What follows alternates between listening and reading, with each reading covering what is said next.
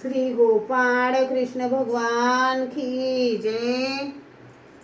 लीळा number 156। भटोबासांच्या कुशळतेची प्रशंसा।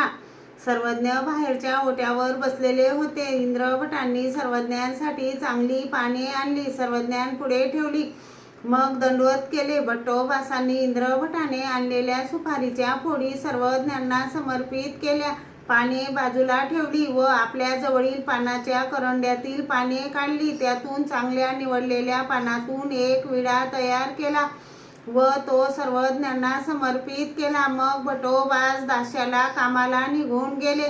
तेव्हा दादोसांनी म्हटले, जीजी नागदेव कसा दृष्ट आहे, कोणाचे सर्वज्ञांच्या ठाई उपयोगाला जाऊ देत नाही। सर्वज्ञांनी सांगितले, तसे नव्हे हो, चांगले चांगले ते आमच्या उपयोगी जावे असाच त्याचा विचार असतो। आणि शिवाय दुसरे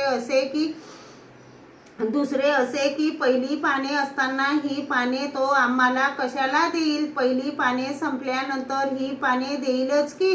आणि आमच्यासाठी जो पदार्थ घ्यायचा असला तर तो आम्ही यांच्या मार्फत घेतो। बाईसा सुद्धा यांच्याकडूनच पदार्थ मागवते। यावर सर्वज्ञांनी सांगितले, कोणी एक देवतेला फुला तांदूळाची पूजा करी, पुजारी ते सर्व काढून टाकी, मग देवतेच्या मूर्तीला स्थान घाली, एक पुष्प वाई, परंतु त्याला त्या काढलेल्या क्रियेचे पाप नाही, कारण तो तिची चांगलीच पूजा करीत असे। गावातील मुले देवळात खेळायला येत, खेळता खेळता लहान लहान खड्डे करीत, म्हणून तो पुजारी छडी घेऊन त्यांच्या पाठी लागी, परंतु त्याचे त्याला पाप नाही।